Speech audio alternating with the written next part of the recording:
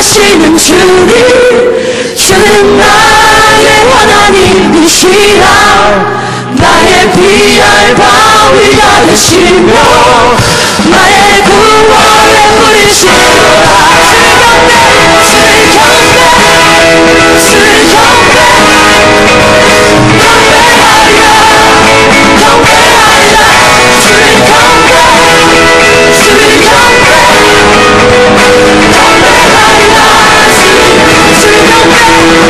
경배,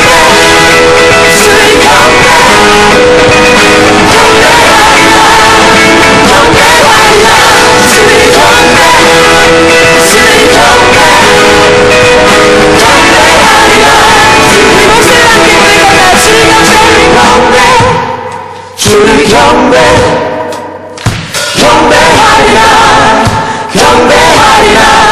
경배 주의 경배 경배하리라 주의 경배 주의 경배 주의 경배 경배하리라 경배하리라 주의 경배 주의 경배 경배하리라 주의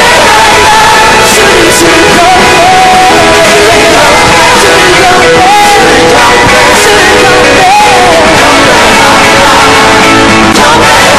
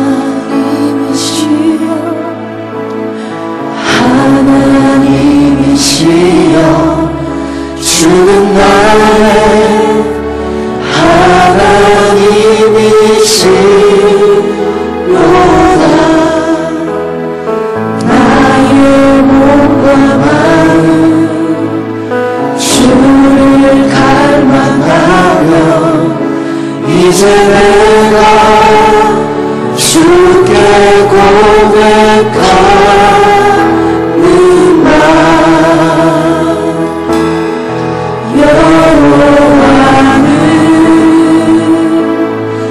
나의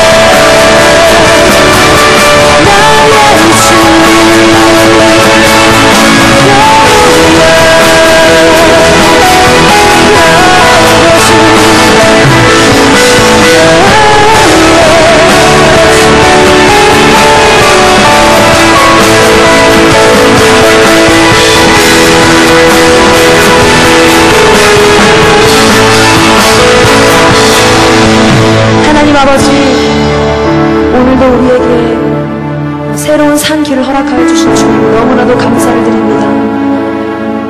하나님, 이 시간을 통하여서 다시 한번 우리 마음 가운데 있었던 모든 목마름과 그 갈증들이 하나님 해소되어질 수 있는 시간이 되게 하여 주시오며, 주님, 내가 정말 주님의 뜻을 더 알고자 갈망하는 마음을 주님 더 부어주시옵소서. 하나님, 오늘도 우리 가운데 말씀하여 주시고 다시 한번 우리를 새롭게 하여 주셔서 하나님, 주님께서 우리를 지으실 때에 모든 계획하신 그 목적들이 다시 한번 우리 안에서 기억되어지게 하여 주시오며 회복되어지게 하여 주시옵소서. 감사합니다 주님. 이 모든 말씀 예수님의 이름으로 기도드렸습니다. 아멘.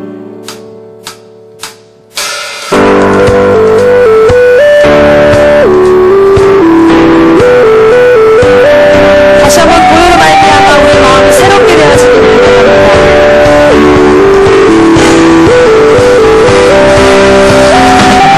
십자가의 피로써 그대는 씻기려 했는가.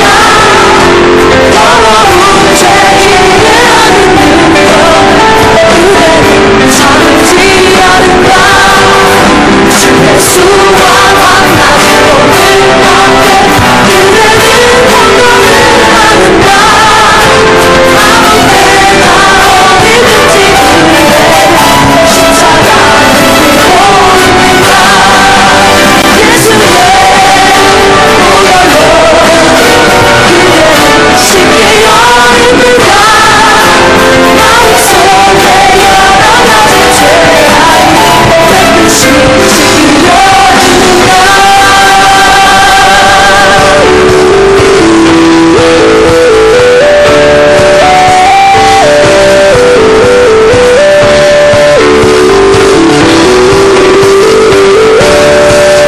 주님 예수 다시 올 때 그대 영접할 예복이 있는가. 그대 머무는 거룩한 곳 성전에 들어갈 준비가 됐는가. 죄의 더러워진 영혼을 주 앞에 지금 나오소서. 샘을 다시 솟아나는 보혈로 운동하여 있게 씻으라. 예수의 보혈로 그대는 씻기려 했는가. 마음속에 여러 가지 죄악이 깨끗이 씻기려 했는가. 예수의 보혈로 그대는 씻기려 했는가.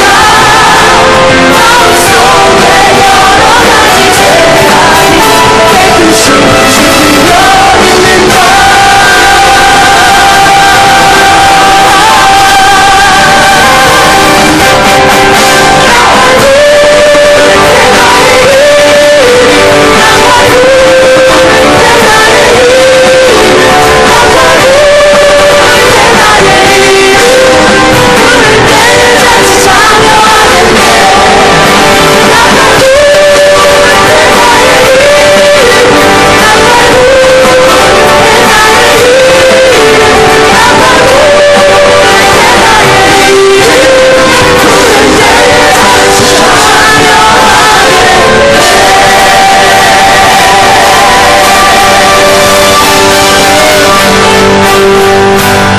할렐루야. 예배의 자리 나오신 여러분 진심으로 환영하고 축복합니다. 우리 다음으로 최영래 형제님 나오셔서 간증하는 시간을 갖도록 하겠습니다. 나오실 때 우리 힘찬 박수로 환영했으면 좋겠습니다.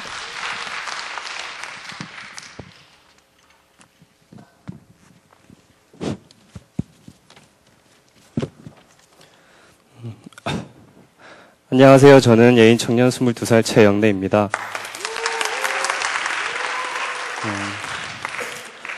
저는 너무 연약한 죄인입니다. 이 세상에 쩌들어 있던 저를 구원하시고 제게 보여주신 기적과 영광을 간증하기 위해 이 자리에 섰습니다. 하나님께서는 정말 제게 많은 간증을 주셨습니다. 너무나도 감사하고 또 감사합니다. 최근에 있었던 일들을 간증하려 합니다. 저는 우선 골프 선수입니다. 작년에 제게 있어 정말 중요한 프로테스트가 있었습니다. 저는 사정상 연습을 1년을 쉬고 약 3개월간 연습을 하고 시합에 참가하게 되었습니다. 골프란 스포츠가 단 하루라도 쉬면 감각적으로 많이 둔해집니다. 그러니 저는 1년을 쉬었으니 감각이 많이 떨어질 수밖에 없었습니다. 할 수 있는 건 기도뿐이라 기도로 준비하여 시합에 참가하였습니다. 3차까지 통과해야 프로가 되는데 1, 2차를 모두 탑5에 들어 여유있게 통과하였습니다. 감각이 많이 둔해진 제가 잘한 것이 아니라 철저히 하나님께서 기적을 행하신 거죠. 하지만 최종 본선에 가서 아쉽게 통과하지 못했습니다. 저는 기도했습니다. 하나님, 제게 왜 이런 시련을 주시나요? 기적을 행하시다 왜 마지막에 기적을 행하시지 않으셨냐며 어린 투정 아닌 투정을 부렸습니다. 하지만 시합에 떨어졌어도 더 좋은 길과 상황을 주실 거라는 확신이 있어 크게 실망하지도 않았고 주저하지 않았습니다. 이 다음에 하나님께서 행하실 기적을 기대하였습니다. 하지만 부모님께서는 저를 많이 혼내셨고 너가 교회를 나가서 떨어졌다면 많은 핍박과 비판을 하셨습니다. 이제 부모님께서는 군대를 가라 말씀하셨고 저는 반대로 하나님의 기적을 보고 싶었습니다. 그래서 부모님께 2주가량의 시간을 달라 청하고 저는 간절히 기도했습니다. 하나님, 어떻게든 해주세요. 하나님 기적을 저는 보고 싶어요. 부모님 마음을 돌려주세요. 라며 기도하였습니다. 2주가 채 되기도 전에 하나님께서 응답하셨고 기적을 보여주셨습니다. 골프 선수들은 매년 겨울이 되면 2, 3개월간 따뜻한 나라로 전지훈련을 가게 됩니다. 비용이 1, 2천만 원씩 들어가기 때문에 저는 사정상 3년간 가고 싶어도 가지 못했습니다. 그러나 하나님께서 기적을 행하셨고 제가 아는 지인분께서 훈련 비용을 지원해 주시겠다 하여 정말 기적적으로 전지훈련을 가게 되었습니다. 저랑 같이 연습하던 친구와 동생, 형들은 2주 전에 먼저 떠나 말레이시아에서 훈련 중이었습니다. 저는 주님께 감사기도만 하다 문득 생각이 났습니다. 훈련 간 친구들이 알파 게스트로도 참석하고 졸업한 친구도 있어서 거기서 그 영혼들과 함께 예배를 세우기 위해 하나님께서 저를 보내신 것 같다는 생각을 했고 훈련 가기 전에 거기서 세워질 예배를 꿈꾸며 하나님께 기도했습니다. 저는 말레이시아에 도착해 며칠 훈련을 하고 드디어 주일이 되었습니다. 사실 많이 두렵고 설레었습니다. 아이들은 훈련 때문에 피곤해 있어 예배를 드리자 하면 실증을 할까봐 걱정되었고 또 코치님께서는 저와 같은 방이어서 몰래 어떻게 예배를 드릴지 두려웠습니다. 반면에 예배가 세워지고 기도하고 말씀을 묵상하며 서로 나누는 모습을 상상하니 너무 기쁘고 설레었습니다. 그래서 용기를 내어 아이들에게 조심스레 권유했습니다. 오늘 주일인데 예배 드리지 않을래? 그러니까 아이들은 신기하게도 흔쾌히 예배 드리자면 빨리 드리자 하였고 때마침 코치님께서도 잠시 밖을 다녀오겠다며 나가셨습니다. 저는 너무 기뻤고 당장이라도 할렐루야 하고 소리치고 싶었습니다. 그렇게 예배를 드렸고 저는 원래 저를 포함한 새로운 3, 4명을 예상했는데 6명에서 첫 예배를 드리게 되었습니다. 같이 훈련 간 친구들이 같이 다른 친구들까지 예배 드리게 되었는데요. 저는 예배를 마치고 너무 기뻐서 주변에 말할 사람은 없고 하나님을 찬양하며 계속 웃기만 하고 기쁨에 눈물이 났습니다. 하나님께서는 그렇게 9주 동안 저를 통해 주일 예배를 빠지지 않고 그 친구들과 함께 예배를 드릴 수 있게 하셨습니다. 9주 동안의 예배 가운데 많은 은혜가 있었습니다. 훈련 때문에 예배를 준비하는 시간과 기도도 사실 많이 부족했지만 그와 상관없이 각각 한 사람과 한 영혼에게 매주 필요한 말씀과 교훈을 성경을 통해 하나님께서 주셨습니다. 같이 예배 드리는 세런과 형들까지도 신기하다 할 정도로 직접적으로 말씀을 주셨고 때로는 경고도 하셨고 위로의 말씀도 주셨습니다. 그 중에 이번 알파에 참석하게 된 형제도 있고요. 그렇게 저는 하나님께서 행하시는 기적을 보았고 정말 옆에서 동행하신다는 것을 부인할 수 없을 만큼 체험했습니다. 또 느낀 것이 있었습니다. 하나님께서는 정말 이 우주 만물을 다스리시고 언제 어디서나 변하지 않고 항상 그 자리에 계신다는 것을요. 또 시련이 왔을 때에도 언제나 우리 좋은 길과 좋은 길로 예비하고 계신다는 걸 깨달았습니다. 또 한 가지 소망이 있다면 이번 전주훈련처럼 정말 하나님의 일꾼으로 하나님 나라를 죽기 전까지 쓰임받고 싶다는 간절한 소망이 생겼습니다. 너무나도 아름다우신 하나님께 감사드리며 이 모든 영광 살아계신 하나님께 돌리며 간증을 마치겠습니다. 감사합니다.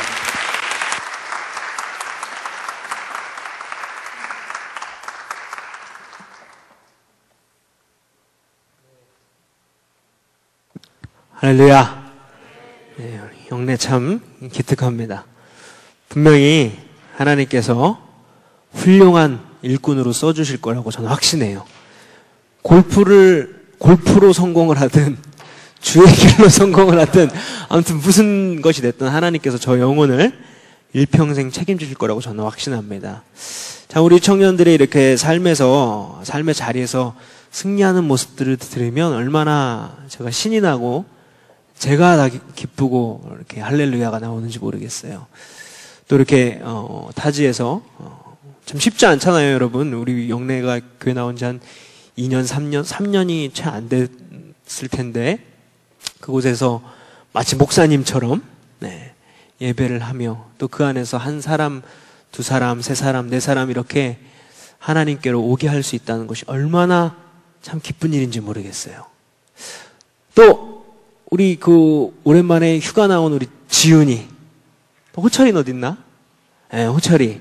우리 지금 군인 이제 갓 상병이 됐는데 이 두 형제도 군대에서 이제 막 알파를 하기 시작하고 또 제자를 삼고 또 친구들을 이렇게 후임들을 또 동기들을 주님의 길로 이렇게 이끄는 그런 이야기들을 이렇게 저에게 들려줄 때마다 참 이것이 얼마나 기쁜 일이고 이것이 우리가 나아가야 할 방향이구나 이렇게 느끼게 됩니다.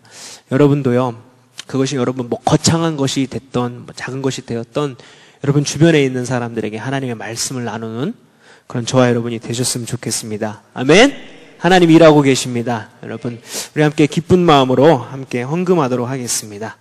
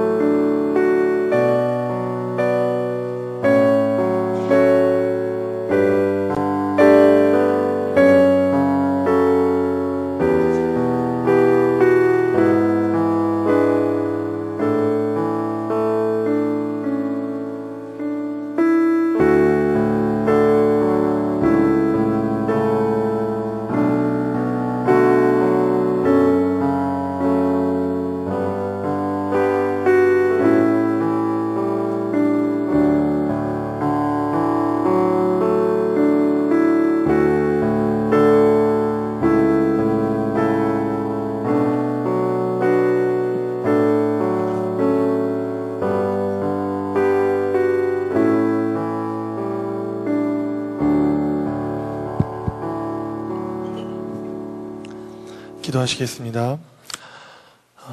사랑과 은혜 하나님, 오늘 하루도 이렇게 저희에게 새날을 허락하시고 이곳에 모여 함께 예배드릴 수 있게 하여 주심을 너무나 감사를 드립니다. 하나님, 오늘 이 예배를 통하여 하나님의 크신 사랑과 또 하나님의 만져주심과 하나님의 따뜻한 그 은혜를 충만히 누리고 돌아가는 예배가 되게 하여 주시옵소서. 하나님, 저희가 저희의 하나님께서 허락하신 예물 이렇게 하나님 앞에 드립니다. 하나님, 이 예물을 기뻐 받아 주시옵시고 이 예물이 하나님 나라를 위해 이곳 저곳에 쓰여지게 하여 주시옵소서. 하나님, 저희가 드린 이 예물을 통하여 하나님의 이 모든 것들은 저희 것이 아니며 하나님의 것임을 인정하며 살아가는, 주의 주권을 인정하며 살아가는 주의 백성의 삶을 살아가게 하여 주시옵시고, 저희가 언제나 감사와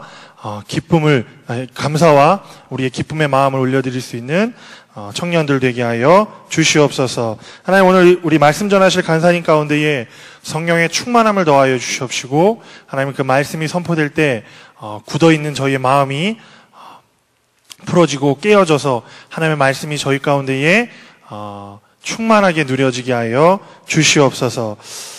끝나는 시간까지 함께 하실 것을 믿사오며 감사드리며 예수님의 이름으로 기도드렸습니다. 아멘.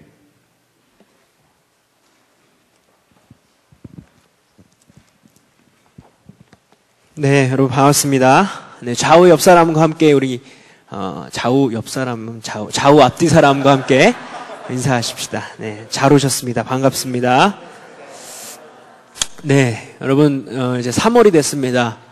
아직 학교는 여러분 뭐 개강을 안 하셨겠지만 정식적으로는 1월이 한 해의 첫 시작이지만 이 3월이 또 우리 학생들이나 또 여러 사람들에게 또 이렇게 뭔가 첫 시작이라는 어떤 느낌이 또 있는 것 같습니다. 그래서 이 3월 여러분 참 잘 시작하시고 또 이 한 해가 다 가기 전에 올 한 해 여러분들께서 꼭 처음에 하나님 앞에 결단하셨던 부분들을 놓치지 마시고 가져가셨으면 좋겠습니다. 그래서 우리가 지금 계속해서 마태복음 5장에 있는 예수님의 산상수훈 설교, 산상 설교 중에 있는 팔복에 대해서 이야기를 하고 있어요. 그래서 오늘은 마태복음 5장 7절에 있는 말씀입니다. 우리 한번 같이 한 목소리로 읽어보실까요? 시작.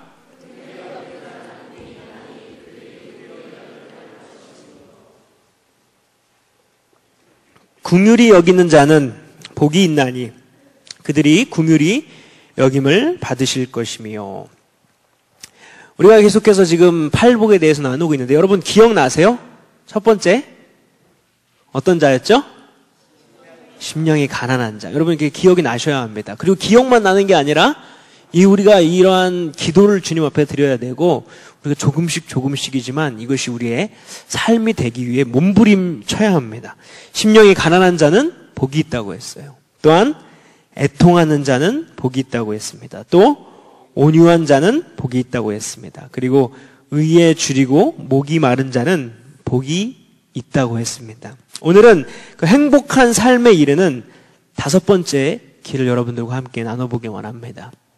늘 이 서두에 제가 이야기했지만 주님께서 우리에게 주시고자 하는 이 복은 영적인 복이요. 이 육신에 우리가 눈에 보이기, 우리가 원하는 복은 조금 더 많은 돈을 갖는 것, 조금 더 내가 좋은 환경 속에 살아가는 것이지만 결코 우리 외부에 있는 것이 우리에게 행복을 줄 수 있는 것이 아니라 우리 인간 그 마음 안에 있는 것.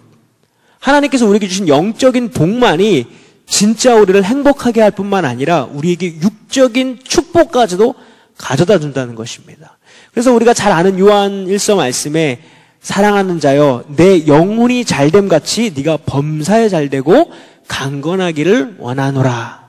이 영혼이 잘되는 복에 대해서 지금 이야기하고 있다라는 거예요.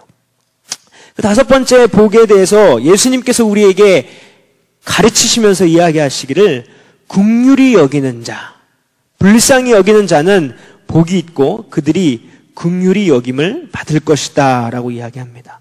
이것을 저의 말로 한번 쉽게 해석해 보겠습니다.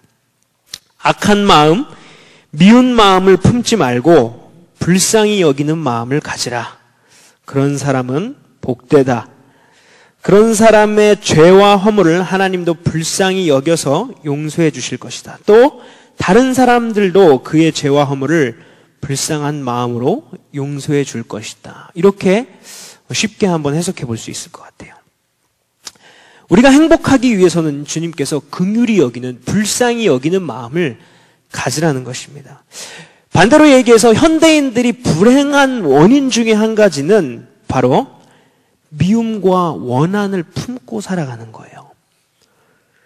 나에게 상처 준 사람에 대해서 잊지 못하고 분내하고 용서하고 혹은 악한 마음을 꼭 품고 막 원수와 같이 지내진 않다 할지라도 이 마음에 그것을 풀지 않는 것입니다.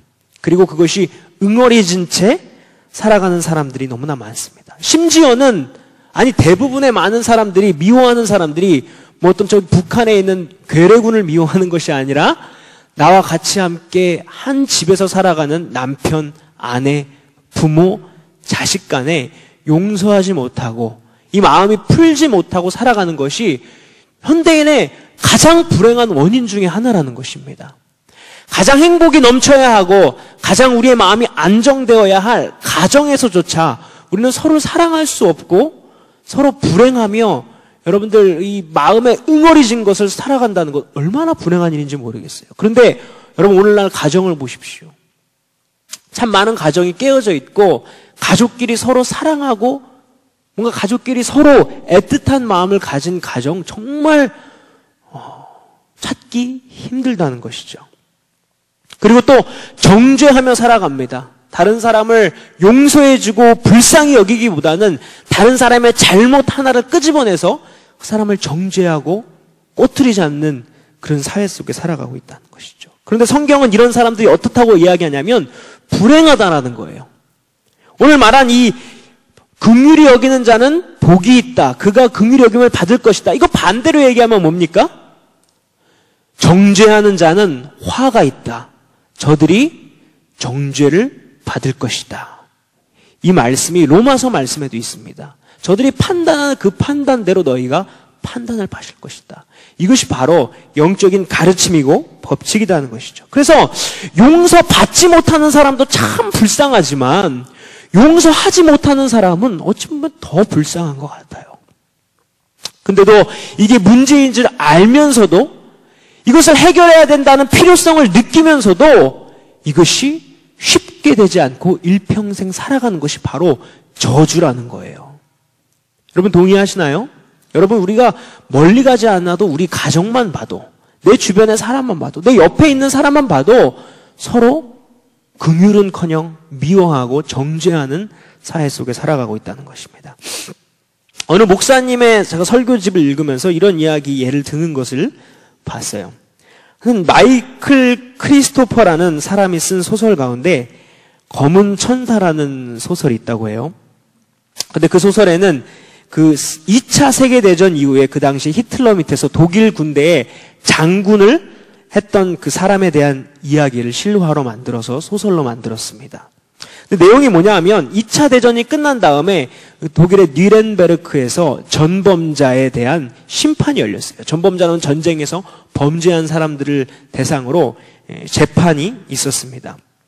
그때 나치 독일의 그 장군으로서 말했던 그 엥겔 장군이라는 사람이요 30년 동안의 징역형을 당하게 됐어요. 이 사람들은 2차 세계대전 때 수많은 유대인들을 죽이고 수많은 유럽인들을 죽여서 그 죄로 30년 동안의 징역 감옥 생활을 마치고 나와서 이제는 자기 아내와 조용히 살기 위해서 프랑스의 한 시골 마을로 찾아 들어가게 됐습니다. 그런데 프랑스의 한 기자 한 사람이 이 사람의 그 거처를 끝까지 찾아내서 그 사람이 결국에는 프랑스의 시골의 한 작은 오두막에 살고 있다는 것을 발견했어요. 그리고 나서 이 사람이 분개하며 이 사람을 죽이려 했습니다. 왜냐하면 이 프랑스의 이 한 기자 이 사람의 가족이 바로 이 엥겔 장군에 의해서 무참히 사살되었어요. 죽어버렸습니다. 한 사람도 남기지 않고 죽어버렸어요. 근데 이 기자 한 사람은 이 장군이 그 재판에서 사형 선고를 받지 않은 것에 대해서 몹시 분개하며 이 사람을 끝까지 찾아나갔다 결국에 이 사람이 프랑스의 한 마을에 있다는 것을 발견하고 그 마을에 찾아갑니다. 그래서 그 마을의 모든 사람들을 모아놓고 그 사람이 어떤 일을 했는지를 이야기합니다. 그래서 사람들이 함께 분개하면서 그럼 우리가 저 집을 불태우고 저 모든 아내와 자식들을 우리가 죽여야겠다고 함께 그렇게 결정하게 됩니다. 근데 이 청년이 이제 다다음 날 내일 모레면 이 집에 찾아가서 이 엥겔 장군을 죽이고 불태우려고 했어요. 그런데 어느 날 갑자기 이렇게 밤에 전날 밤에 이렇게 침대에 누워 있는데 이런 생각이 들더라는 거예요. 그가 왜 우리 가족을 죽였을까? 내가 한번 죽이기 전에 그 이유라도 한번 물어봐야겠다 하면서 그 밤 조용히 이 장군을 찾아갔다고 합니다. 그래서 장군에게 찾아가서 자기가 누구인지, 자기가 왜 찾아왔는지에 대해서 그 이유를 이야기하고 왜 우리 가족을 죽였냐고 물어봤대요. 근데 의외로 이 엥겔 장군은 정말 진심으로 사과하고 자기의 죄를 뉘우치면서 내가 정말 죽을 죄를 졌습니다. 내가 정말 잘못했습니다 하고 인정하고 용서를 진심으로 구했다라는 거예요.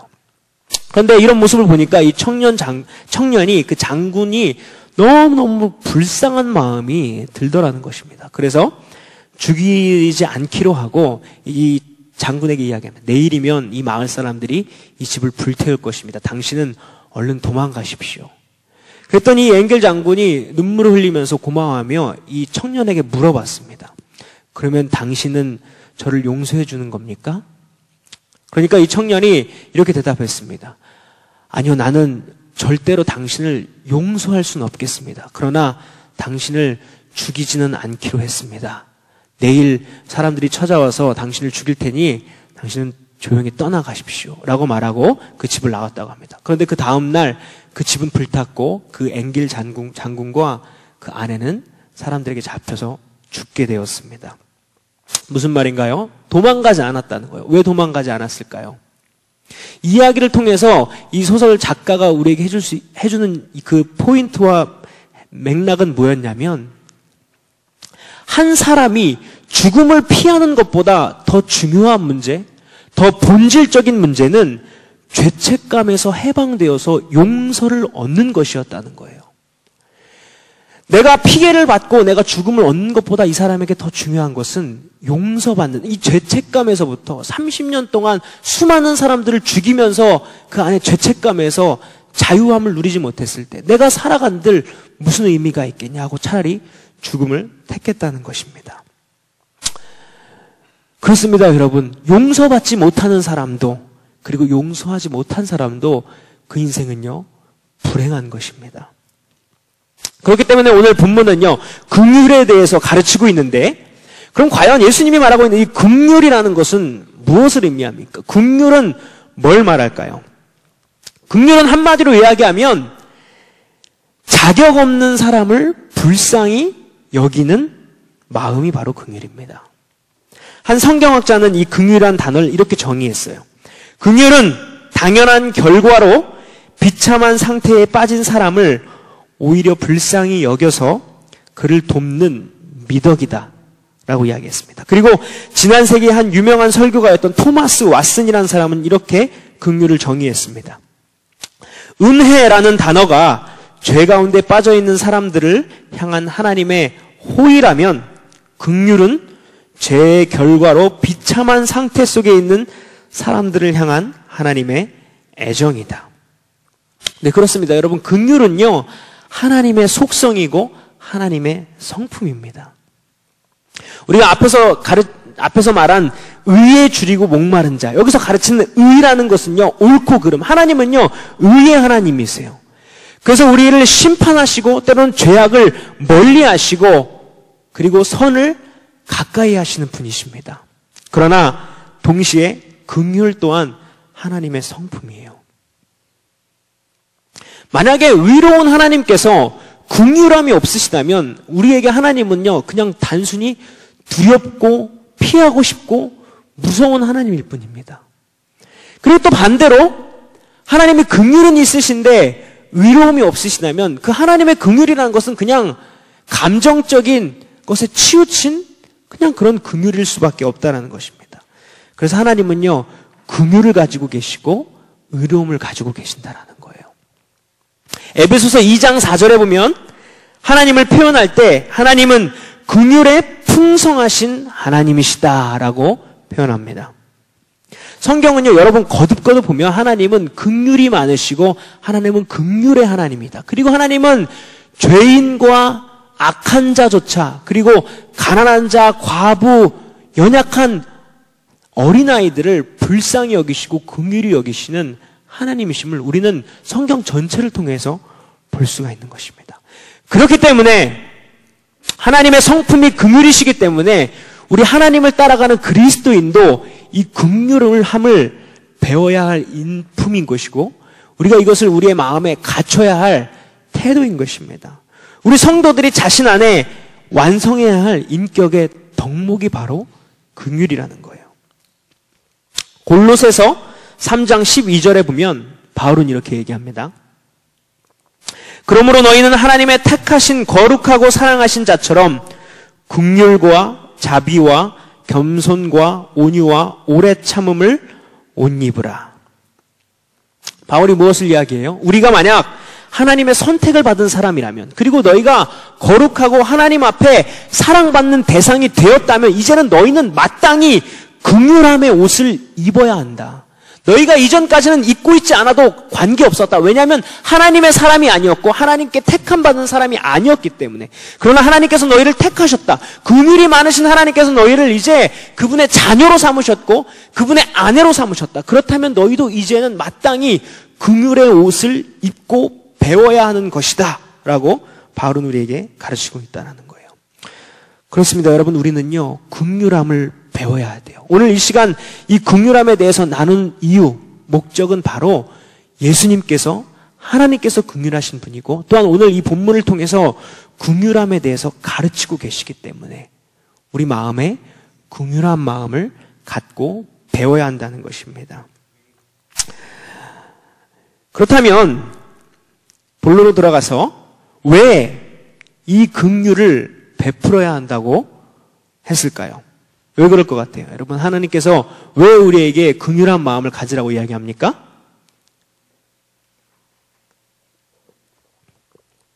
답이 나와 있어요. 아주 간단합니다. 복이 있기 때문에. 복 좋아하잖아요, 여러분. 하나님 앞에 복 받고 싶으시죠? 복 받고 싶으세요? 하나님의 복을 정말 받기 원하십니까?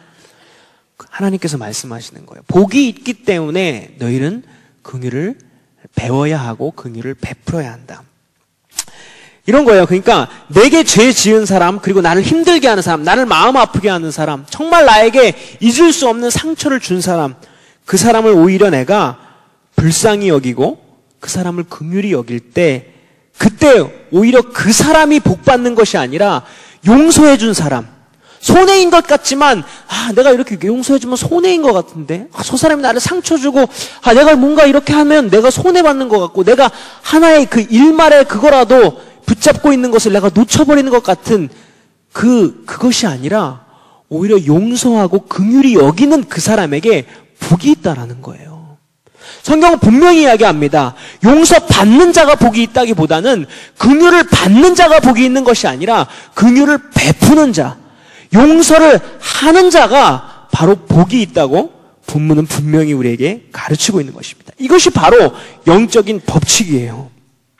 여러분, 나에게 악으로 대한 사람, 나의 마음을 정말 아프게 한 사람, 나에게 큰 상처를 준 사람에게 때로는 내가 그것을 악으로 갚은 것이 아니라 선으로, 은혜로 갚을 때 그때 그 기쁨이 여러분 뭔지 아세요?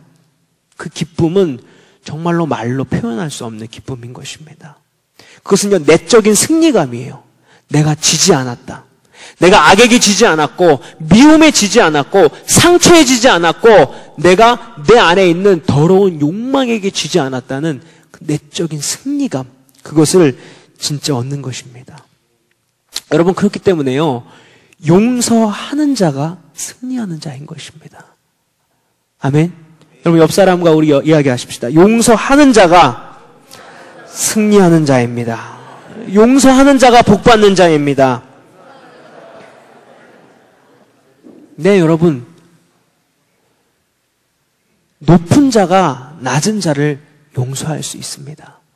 권세를 가진 자가 용서할 수 있습니다.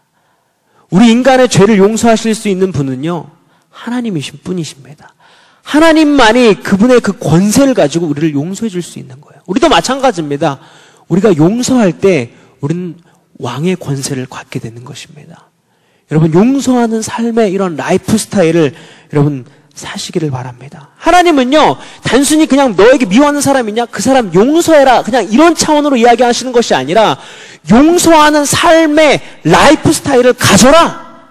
그런 사람이 복되다라고 이야기하는 거예요. 여기서 긍휼히 여기는 자는 복이 있다라는 이야기는 계속 현재 진행, 계속형을 이야기하는 것입니다. 한 번 용서하고 마는 그런 것이 아니라 계속해서 불쌍히 여기는 마음을 개발하고 사람을 바라볼 때 너에게 죄 짓는 사람, 너의 마음을 아프게 하는 사람조차도 너는 그 사람을 긍휼히 여기는 마음을 갖는 그 마음의 상태를 바로 개발하고 그것이 너의 라이프 스타일이 되게 하라라는 것입니다.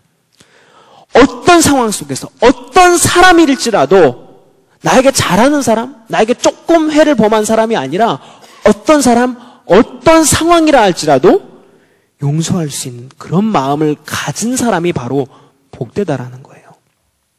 이것은 그냥 다른 사람에게 나에게 잘해줘서 혹은 내 마음이 편안해져서 혹은 내가 좀 좋은 상태가 돼서 그래서 용서하는 것이 아니라 어떤 상황에도 흔들림 없이 용서할 수 있는 그런 마음을 이야기하는 것입니다. 바로 이런 사람이 복되다라는 거예요. 그런 마음의 밭을 가진 사람, 그런 마음의 성품을, 그런 마음의 상태를 가진 사람이 바로 복되다는 것입니다. 여러분, 이런 마음을 우리 개발하시기를 바랍니다. 나에게 조금 뭔가 이렇게 나쁜 소리 하고 그럴 때 픽 토라져서 그 사람을 미워하는 것이 아니라 우리 마음 가운데 너그러운 마음, 하나님과 같은 마음, 즉 다시 말해 왕의 마음, 높은 자의 마음, 권세자의 마음을 우리가 갖게 될 때 그때 하나님께서 우리에게 주시는 엄청난 영적인 축복과 기업과 놀라운 것들이 예비되어 있다라는 것이에요. 또한 두 번째, 우리가 왜 긍휼을 베풀어야 합니까? 첫 번째로는 뭐라고요? 복이 있기 때문이라는 거예요. 복이 있기 때문에. 복이 있기 때문이라고 하면서 두 번째 그 이유를 자세히 설명합니다. 그 이유 중에 하나는 뭐냐면 바로 우리가 다른 사람에게 긍휼을 베풀고 불쌍히 여길 때 하나님도 우리를 불쌍히 여기시기 때문이에요. 혹은 다른 사람도 나를 불쌍히 여겨줄 수 있기 때문이라는 것입니다. 다른 말로 이거 반대로 표현하면 무슨 말입니까? 내가 불쌍히 여기지 않으면, 내가 주변에 있는 사람들, 나를 아프게 하는 사람들, 그런 사람들을 불쌍히 여기지 않는다면 하나님도 나를 불쌍히 여기시지 않겠다는 이야기예요. 왜? 하나님께서 정말 말할 수 없는 긍휼과 말할 수 없는 그 크신 사랑으로 죄인된 나를 불쌍히 여겨주시고 나를 구원하셨는데 우리가 그 하나님의 긍휼을 잃어버리고 다른 사람에게 그 하나님의 긍휼을 베풀지 않는다면 우리는 그 하나님의 긍휼을 기대할 수 없다라는 거예요. 여러분, 저는 이 말씀 굉장히 무서운 말씀이라고 생각합니다. 용서에 대한 말씀, 불쌍히 여기는 말씀, 이 말씀은요, 우리가 간과해서는 안 돼요. 우리가 그 어떤 것보다 사실 가장 중요하게 다루고 교회에서 또한 여러분들 신앙생활에 있어서 가장 중요하게 여겨야 할 것 중에 하나가 바로 이 용서라고 생각합니다. 우리가 용서하지 않고 긍휼히 여기지 않을 때 하나님의 사랑과 긍휼을 기대할 수 없기 때문에 저는 이 말씀 굉장히 교회가 조심해서 가르쳐야 되는 부분이라고 생각해요. 왜냐하면 구원과 관계 있는 것이기 때문에. 그러나 성경은 뭐라고 얘기합니까? 성경은 분명히 이야기하고 있어요. 너희가 불쌍히 여기지 않으면 하나님의 불쌍히 여기심을 받지 못한다. 구원받지 못할 수도 있다라는 것의 뉘앙스로 주님은 성경 전체를 보면 말하고 있습니다. 우리의 죄사함을 주셨다가요, 그것을 빼앗아 가실 수도 있다라는 거예요. 우리의 죄를 물으실 수도 있다라는 것입니다. 정말 그럴까요, 여러분? 네, 그래요. 마태복음 18장에 보면 예수님은 이거를 알기 쉽게 비유로 이야기하십니다. 잘 아시는 내용이에요. 1만 달란트 빚진 사람에 대한 내용입니다. 이 1만 달란트 빚진 사람을 이 주인이 그 빚을 탕감해 주었어요. 다 안 갚아도 좋다. 내가 너를 놓아주겠다. 마땅히 원래는 감옥에 들어가야 되지만 내가 그 1만 달란트 안 갚아도 좋다. 너 이제 자유다. 어떤 사람은 1만 달란트를 이 계산해 봤을 때 수천억 달러라고 해요. 1만 달란트라는 건 정말 우리가 만져볼 수도 없는 수천억 달러라고 이야기합니다.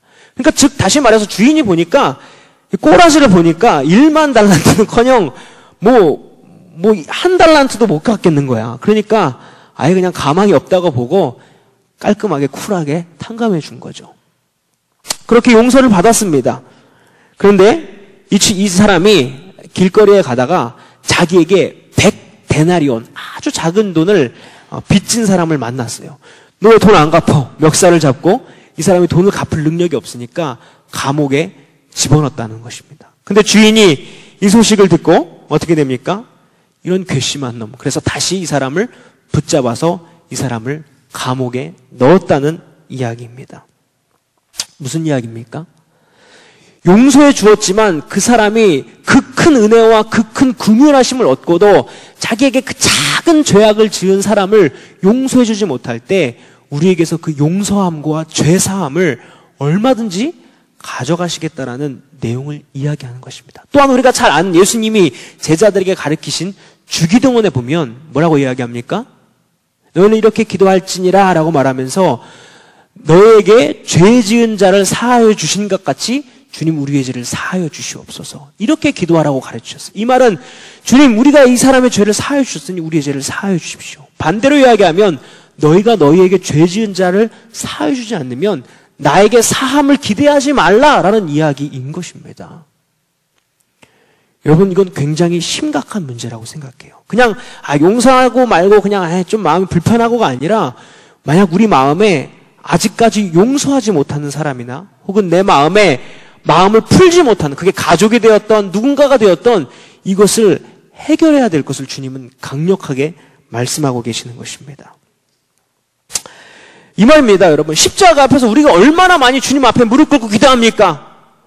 오늘도 기도하고 또 내일 가서 죄 짓고 주님 앞에 나와, 주님, 저는 죄인입니다. 저를 불쌍히 여겨주시옵소서. 주님, 저를 불쌍히 여겨주십시오. 주님, 저는 죄인입니다. 주님, 저를 구원하여 주십시오. 라고 이렇게 기도해서 하나님께서 그 사람을 용서해 주었더니, 여러분 주변에 여러분들에게 조금 안 좋은 이야기를 하는 사람, 혹은 나의 마음을 조금 아프게 하는 사람, 이런 사람을 우리가 미워하고 용서하지 못한다면 그 주님 보시기에 너무너무 말이 안 되고 괘씸하다라는 것입니다. 한마디로 우리가 나에게 죄 지은 사람, 상처 준 사람, 마음에 들지 않는 사람, 이런 사람을요 불쌍히 여기면 내가 복이 된다라는 거예요. 하나님의 말할 수 없는 복이 그때부터 이 사람에게 임하기 시작합니다. 여러분, 용서할 때 우리의 삶이 행복해지기 시작해요. 여러분, 우리가 행복해진다는 건 멀리 있지 않아요. 행복해진다는 건 오랜 시간이 걸리지 않습니다. 여러분들이 착각하지 마셨으면 좋겠어요. 내가 행복하기 위해서는 조금 더 한 5년 정도는 공부도 하고 투자도 해야지 내 마음이 행복해지지 않겠나. 그렇지 않습니다. 우리가 오늘 이 시간 용서하기 시작할 때 하나님의 복이 임하게 되는 것입니다.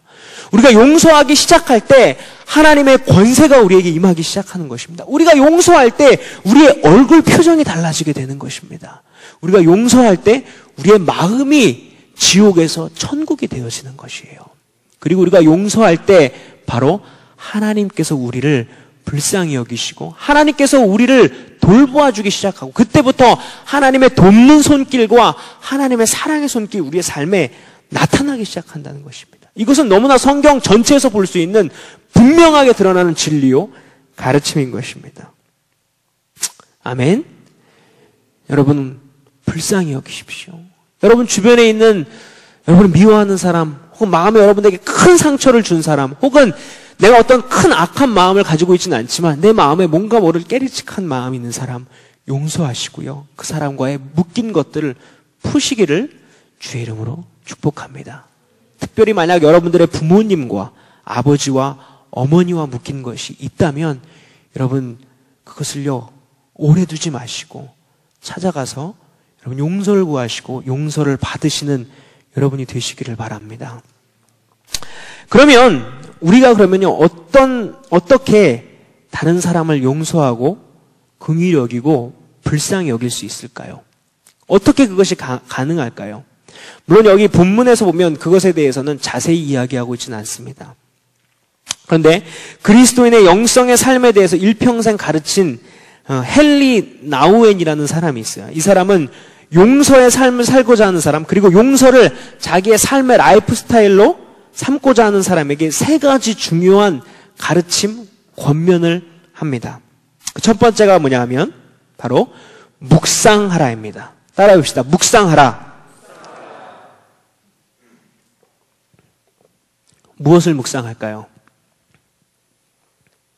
무엇을 묵상하냐면요, 하나님이 바로 나를 불쌍히 여겨주시고 나에게 얼마나 큰 긍휼을 베푸셨는지를 우리가 진지하게 한번 묵상해 봐야 한다는 것입니다.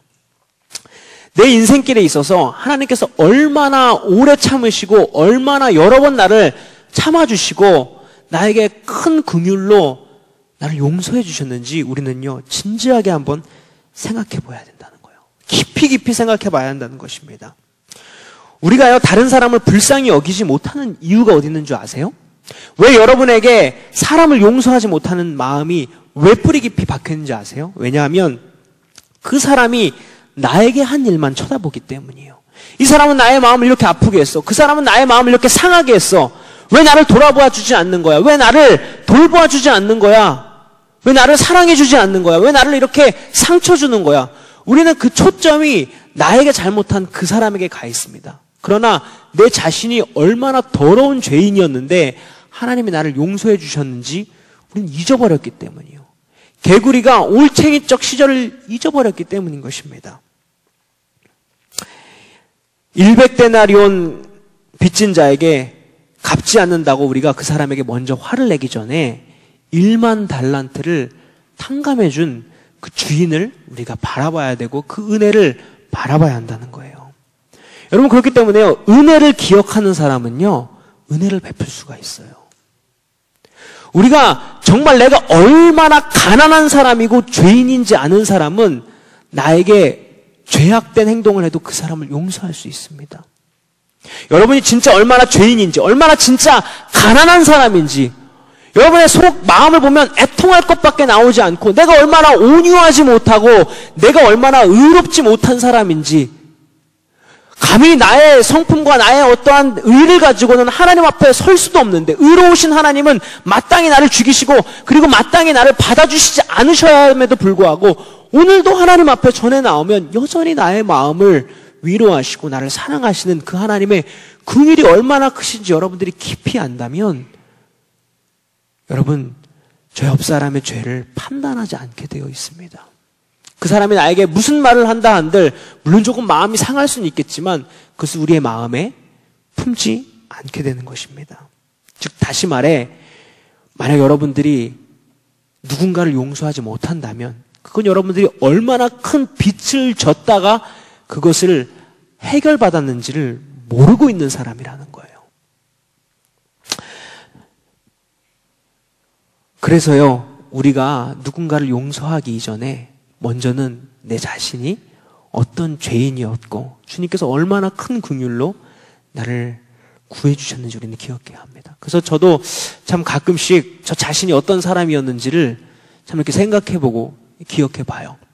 참 가망 없었고, 참 하나님의 마음을 아프게 했고, 또 부모님의 마음을 아프게 했고, 난 주변의 사람들의 마음에 가시를 꽂는 그런 사람이었는데, 참 하나님께서 크신 긍휼과 사랑으로 참 다양하게 하나님의 은혜로 도와주시고 세워주시고 자격 없는 사람을 이 자리에 세우신 하나님을 기억할 때, 참 저는 그것들을, 제 마음이 높아지고 교만할 때 그것들을 하나님께서 깨닫게 해주실 때 마음이 낮아지고, 또는 어떤 사람이라도 용납하지 못할 사람이 없다라는 것을 하나님께서 마음 깊이 깨닫게 해주시는 것을 느끼게 합니다. 여러분, 진지하게 여러분들 한번 생각해 보시길 바랍니다. 묵상하세요. 기도하며 여러분들이 과거에 어떤 죄악들을 지었는지 한번 떠올려 보세요. 만약 떠올리기가 어렵다면 여러분의 옛날 사진을 한번 꺼내 보시길 바랍니다. 옛날 사진을 꺼내보면 저는 그 마음이 이렇게 탁 바로바로 올라옵니다. 죄인. 정말 용서받기 힘든. 가끔 또 까먹을 때마다 사모님과 목사님이 너가 이런 사람이었다고 이야기해 주실 때, 내가 정말, 저는 기억도 안 나요. 제가 부모님한테 그런 행동을 했고 말을 했다는 게 저는 까먹고 있었는데, 가끔 그런 이야기를 하실 때, 그렇구나. 하나님의 크신 긍휼로 참 이 죄인을, 이 벌레 같은 나를 구해 주셨구나. 여러분, 만약 이 과정이 어렵다면 여러분들의 옛날 사진을 찾아보신다든가, 여러분들의 옛날 친구에게 난 어떤 사람이었어? 라고 한번 물어보시길 바랍니다. 감사하게 될 거예요. 하나님의 은혜가 다시 한번 여러분에게 와닿기 시작할 것입니다. 아멘. 두 번째로, 우리가 정말 이 긍휼을 베풀기 원하고 다른 사람을 불쌍히 여기는 마음을 갖기를 여러분 원한다면요, 결단해야 한다고 말합니다. 따라합시다. 결단해야 합니다. 무엇이냐면요, 이 용서는요, 결단입니다. 우리의 마음이 때로는 다 되어지기 때문에, 우리의 마음이 모든 것이 다 좋기 때문에 불쌍히 여기고 용서하는 것이 아니라, 내가 이제 그러한 삶을 살겠다. 때로는 내가 손해볼지라도, 때로는 내가 어려울지라도 나는 예수 그리스도를 닮아 긍휼한 삶을 살겠다라고 결단하는 삶을 살아야 한다는 것입니다. 이 삶을 결단하지 않으면요, 우리 주변에 나의 마음을 아프게 하는 사람들이 너무나 많고요, 또 때로는 내가 내 안에 근본적으로 사랑하는 마음이 없고 내 안에 근본적으로 불쌍히 여기는 마음이 없기 때문에 결단하지 않으면 이것이 어렵다라는 거예요. 사람에게는요, 죄된 본성, 이기적인 본성, 그리고 사람을 정죄하는 본성을 가지고 있기 때문에 가만히 있는데 저절로 이 불쌍히 여기는 마음이 생겼다? 이런 경우는 절대로 없습니다, 여러분. 절대 없어요. 사람은 가만히 놔두면 타락하게 되어 있어요. 사람은 가만히 놔두면 그 죄의 본성대로 혈기를 부리고 이기적인 사람이 되게 되어 있습니다. 그렇기 때문에 우리가 주님 앞에 주님을 바라보고 내 본성과 내 죄악과 싸워 이기며 결단하는 시간을 가져야 한다는 것입니다. 그리고 그 결단은 조건 없는 용서여야 돼요. 네가 나한테 이렇게 해주면 용서할게. 네가 나한테 미안하다고 이렇게 말하고 네가 나한테 무릎 꿇어. 그러면 내가 용서해 줄게. 네가 나한테 이만큼 미안하다는 표현을 해. 그러면 내가 용서해 줄게. 이것이 아니에요. 조건 없는 용서의 삶을 살겠다고 우리가 결단해야 하는 것입니다. 물론 현대인들의 삶에는요, 이 조건 없는 용서라는 것이 결코 얼토당토 않고 이것이 너무너무 익숙하지 않아요. 그래서 요즘 현대인들을 풍자하는 농담이 있습니다. 이것도 제가 한 목사님의 설교집에서 읽은 건데 재미있습니다. 머리카락이 없는 남자는 용서할 수 있다. 그런데 머리에 든 것이 없는 남자는 용서할 수 없다. 머리 나쁜 여자는 용서할 수 있어도 남편 머리 위에 올라타는 여자는 용서할 수 없다. 쇼다리 여자는 용서할 수 있어도 배 나온 여자는 용서할 수 없다. 과거가 있는 남자는 용서할 수 있어도 미래가 없는 남자는 용서할 수 없다. 여러분 웃기지 않습니까? 용서받지 못할 많은 사람도 있는데 무슨 말입니까? 여러분 현대인들에게요 용서란 이렇게 조건적이라는 거예요. 지극히 정상인 사람들의 이야기입니다. 그런데 지극히 비성경적인 사람들의 이야기예요. 그런데 여러분 성경이 말하는 용서라는 건요 조건적 용서가 아니에요. 무조건적인 용서입니다. 여러분 만약 하나님께서요 우리를 조건적으로 용서하신다고 한번 생각해 보세요. 야 아무개야, 야 현주야, 무성아, 네가 나한테 이렇게 하면 내가 너 용서하고 내가 너 이렇게 하면 구원해 줄게. 네가 이런 성품을 좀 가져봐. 그러면 내가 용서해 줄게. 그러면 이 중에서 용서받을 수 있는 사람은 단 한 명도 없어요. 단 한 명도 없습니다. 그런데 하나님께서는 어떻게 하셨습니까? 무조건적으로 우리에게 용서해 주셨어요. 예수 그리스도께서는 무조건적으로 우리에게 그분의 인생을 희생하셨고 우리를 용서해 주셨습니다. 이것이 바로 하나님의 사랑이요 하나님의 긍휼인 것이죠. 우리도 마찬가지입니다. 우리가 누군가를 용서할 때요 부모님이 되었던 나에게 상처를 준 사람이 되었던 누군가가 되었던 이 사람이 나에게 뭔가 사과하는 태도를 보이면 내가 용서해야지. 이 사람이 나한테 이렇게 하면 내가 용서해야지. 이런 것이 아닙니다. 여러분 그렇지 않아요. 끝까지 용서할 수 없습니다. 여러분 용서하기로 결단하는 것입니다. 아멘? 용서하기로 결단하십시오. 이것은 결단입니다. 그리고 이것은 라이프 스타일로 우리의 삶에 개발해야 되는 것입니다. 이것은 훈련해야 하는 거예요. 또한 세 번째, 우리가 이렇게 결단하기 위해서 또 필요한 것은 뭐냐면요. 바로 기도해야 된다고 가르칩니다. 따라합시다. 기도해야 합니다. 네, 우리가 물론 이렇게 용서하기로 결단했지만요. 사실 이것이 정말 쉬운 일은 아니에요. 만약 정말 누군가에게 잊지 못할 내 인생에 큰 상처를 준 사람이 있다면 이 사람을 용서한다는 것이 사실 말처럼 쉬운 일이 아닌 것입니다. 그렇기 때문에 우리는 기도해야 하는 것이에요. 여러분 만약 누군가를 불쌍히 여기고 긍휼한 마음이 생기는 것이 어려우세요? 그렇다면 그 사람을 위해서 기도해 보기 시작하십시오. 기도하는 사람은요 용서할 수 있습니다.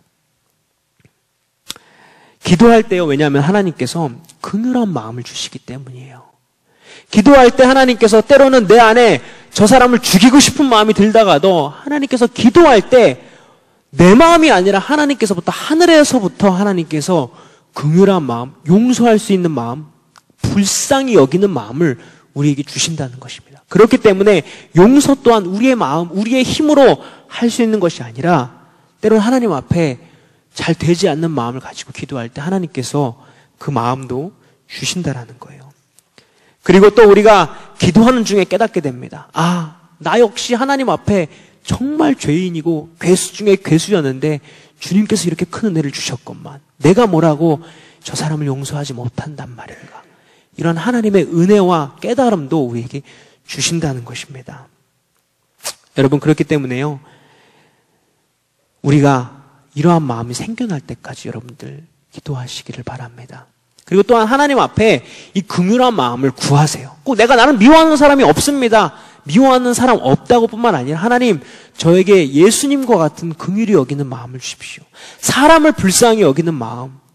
주님 죽어가는 사람들을 살리고자 하는 예수 그리스도의 불쌍히 여기는 마음을 주님 저에게 주십시오. 라고 할 때 하나님께서 우리에게 그분의 마음을 부어주실 줄 믿습니다. 그렇기 때문에 여러분 기도하는 사람은요 인간관계가요 순화됩니다. 왜냐하면 막 내 마음에 악독이 있다가도 기도하는 순간 하나님께서 그 악과 독을 빼주시기 때문이에요. 기도하는 그 순간 하나님께서 나의 마음에 하나님을 닮은 성품을 우리에게 부어주시기 때문인 것입니다. 그리고 우리가 그 사람을 이제는 넉넉한 마음, 불쌍히 여기는 눈으로 그들을 바라볼 수 있게 되는 것입니다. 여러분 기억하십시오. 어떻게 해야 한다고요? 기억해야 합니다. 하나님이 여러분들에게 어떤 은혜를 주셨는지, 여러분이 과거에 얼마나 죄악과 더러운 정말 사망 가운데 있었는데 하나님의 기적적인 은혜로 여러분을 건져 넣으셨는지, 그리고 여러분들이 하나님께서 얼마나 오래 참으시고 오래 기다리시고 또한 하나님이 정말 상처받으시고 그러면서 여러분들을 구원해 주셨는지 그것을 기억하셔야 돼요. 하나님은요 인격적이신 분이에요. 하나님은 무인격적이셔서 우리가 얼마든지 하나님을 상처 주는데 그분의 마음이 완전 소쿨하기 때문에 아무런 마음이 없으신 게 아니라 우리의 죄악에 눈물을 흘리시고 우리가 하나님을 거역하고 부인할 때마다 피눈물을 흘리시고 가장 마음 아파하시는 그 주님께서 여러분들이 죄악을 짓는 그 자리에서 누구보다 가까이 계신 그 주님께서 여러분들을 위해 눈물을 흘리고 계시고 여러분들이 여전히 죄악을 범하는 그 자리에서 가장 가까운 곳에서 안타까워하시는 그 주님이 여러분을 기다리시고 지금 이 자리까지로 오게 하신 그 주님의 사랑과 은혜를 기억하라는 것입니다. 그리고 기도하십시오. 하나님, 그리고 결단하십시오. 하나님, 내가 이제는 조건 없이 하나님이 나를 그렇게 사랑하셨던 것처럼 조건 없이 나도 내 주변의 사람들을 용서하기로 결단합니다.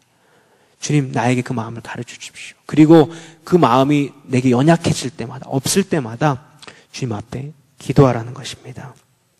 그러면 우리 주님께서 우리에게 긍휼하고 불쌍히 여기는 마음을 주실 것입니다. 자, 그렇다면 마지막으로 우리는요, 누구에게 긍휼을 베풀어야 할까요? 우리는 누구에게 긍휼을 베풀어야 합니까? 첫 번째로는요, 바로 불행한 사람들을 위해서 우리는 긍휼을 베풀어야 합니다. 여러분 주변의 사람들을 바라보십시오. 참 불쌍한 사람들이 많이 있습니다. 육적으로 가난한 사람들이 있습니다. 참 많은 고아와 가난한 사람들, 과부, 또한 압제당하는 사람들. 하나님은요 이런 사람들을 긍휼히 여기시고요. 하나님의 말씀에 보면 이런 사람들을 너도 불쌍히 여겨라. 그리고 너의 가진 것들을 나누어 주어라 라는 것입니다. 여러분 그 사람들을 불쌍히 여기십시오. 여러분 주변에 지나가다가요 가난한 사람들이 구걸하고 있다거나 그러면 의심부터 하지 마세요. 저 사람 괜히 지금 앵벌이 하고 있고 다리 사실 멀쩡한 거 아니야? 그런 마음보다는 그 사람이 심지어 다리가 멀쩡할지라도 저렇게 할 수밖에 없는 그 사람의 마음을 불쌍히 여기라는 거예요. 그리고 때로는 나의 작은 것이지만 나의 돈, 때로는 나의 마음, 아니면 잠깐이라도 내가 수중에 돈이 없다면 그 사람을 위해서 하나님 앞에 기도를 할지언정, 혹은 어떤 그런 사람들뿐만 아니라 우리 주변에 불쌍하고 가난한 사람들이 있다면 우리가 그 사람들을 돌보고 사랑하고 긍휼을 베풀어야 한다는 것입니다. 스가랴 선지자는 이렇게 얘기했어요. 만군의 여호와가 말하며 이르기를 피차에 인애와 긍휼을 베풀며 과부와 고아와 나그네와 궁핍한 자를 압제하지 말며. 여러분 만약 여러분 주변에 이런 자들이 있다면요 정말 긍휼한 마음으로 그들에게 하나님의 사랑을 실천하는 여러분이 되시기를 바랍니다. 아멘? 여러분 정말 이런 마음이 우리 안에 있어야 돼요. 하나님은요 이 세상의 약자들을 너무 사랑하시고 약자들을 돌보기를 원하시는 주님이에요. 교회가 또한 마땅히 해야 할 일들이 바로 가난한 자, 불쌍한 자들을 돕는 일인 것입니다. 여러분 꼭 그 불쌍한, 불행한 사람들을 여러분 긍휼히 여기시고 사랑하는 여러분들이 되시기를 바랍니다. 두 번째로 우리가 누구에게 긍휼을 베풀어야 하냐면 바로 불의한 사람들입니다. 하나님은 의로우신 하나님이신데 물론 나 역시 불의했지만 하나님 안에 의로운 자가 되었지만 여전히 의롭지 못해서 나에게 상처를 주고 아까도 얘기한 것처럼 나에게 큰 아픔과 내 미움이 되어지는 대상들, 나를 고통스럽게 한 사람들, 우리는 이 사람들에게 긍휼을 베풀어야 돼요. 때로는 이 사람이 원수일 수도 있습니다. 그런데 주님은 뭐라고 이야기하십니까? 원수를 사랑하라고 말씀하시죠. 이것이 주님께서 우리에게 보여주신 모본이었어요. 예수님께서 십자가에서 돌아가실 때 자기의 손에 못을 대고 박는 사람에게 예수님 뭐라고 이야기하셨습니까? 주님, 저들을 불쌍히 여겨주십시오. 저들이 하는 것을 지금 알고 있지 못합니다. 저들의 죄가 저들의 삶과 가정에 돌아간다는 것을 주님, 저들은 모릅니다. 주님, 저들을 정말로 불쌍히 여겨주십시오라고 하나님의 터져나오는 외침이 바로 주님의 삶이었다는 것입니다. 또한 우리가 신약 성경에서 볼 수 있는 스데반 집사님. 이 스데반 집사님이 돌로 쳐 죽임을 당했어요. 사람들에게 순교당했습니다. 그러면서 이 스데반 선교사님이 뭐라고 고백합니까? 주님, 저들을 불쌍히 여겨주십시오. 이 스데반 집사님의 기도 누구에서부터 배운 것이겠습니까? 예수 그리스도로부터 배운 것입니다. 이런 자기 자신을 죽이려고 하는 사람을 용납하는 삶, 이런 삶을 누구에서부터 배웠을까요? 예수 그리스도로부터 배운 것입니다. 여러분, 우리는요, 그냥 겉으로만 볼 때 온화하고 겉으로만 볼 때 홀리한 것이 아니라 우리 중심이, 때로는 나를 아프게 하는 사람, 때로는 나에게 상처를 주는 사람에게라 할지라도 우리는 그들을 긍휼히 여기는 마음으로 바라볼 수 있도록 우리는 거기까지 나아가야 하는 것입니다. 아멘? 여러분들의 원수와 같은 사람 누구세요? 우리 군대에 있는 사람은 여러분 맞선임. 뭐 그런 사람들. 정말 괴롭히고 정말 나를 달달 볶고, 시어머니 있는 사람은 없을 테니까 아무튼 그런 사람, 내 형, 내 언니, 내 오빠, 혹은 나의 부모님, 혹은 내 친구, 혹은 지금은 인연을 끊어버린 누군가, 그 사람을요 불쌍히 여기세요. 그리고 정말 그 사람을 위해서 기도하는 여러분이 되시기를 바랍니다. 마지막으로 우리는 어떤 사람에게 긍휼을 베풀어야 합니까? 바로 믿지 않는 자들입니다. 불신자들을 위해서 우리는 긍휼한 마음을 가져야 합니다. 여러분, 불행 중에 가장 큰 불행, 가난한 것보다, 돈이 없는 것보다, 때로는 내가 상처받은 것보다 더 큰 불행은요, 영원한 생명을 잃어버린, 하나님을 떠난 사람들이 어찌 보면 우리 영적인 눈을 뜨고 볼 때 가장 불행한 사람입니다. 비록 눈에 보일 때 외제차를 타고 다니고 비싼 옷을 입고 다니고 부족한 것이 하나 없어 보이는 인생이라 할지라도 우리 영적인 눈으로 바라보면 그들의 영은 죽어있고 썩어있고 문드러져 있고 하나님을 떠난 그 삶은요, 정말 하나님 보시기에 불쌍히 여기는 삶인 것입니다. 그리고 이런 불신자들을, 믿지 않은 자들을 기다리고 있는 곳은 어디입니까? 지옥입니다. 여러분, 우리는 그것을 위해서요, 우리는 기도해야 돼요. 이거보다 더 큰 비참함이 어디 있겠습니까? 영원한 죽음과 영원한 사망에 빠지는 것보다 더 큰 비참함, 더 큰 불쌍함이 바로 이 세상에 어디 있겠습니까? 우리 역시 그런 사람들이었어요. 우리 역시 영원한 죽음 가운데 있었던 사람들이었는데, 하나님의 심판의 대상이었는데 하나님의 긍휼하심과 불쌍히 여기심으로 그곳에서 건져내심을 받았고 하나님의 아들로 우리를 삼아주셨고 하나님의 영원한 천국으로 우리를 데려가셨습니다.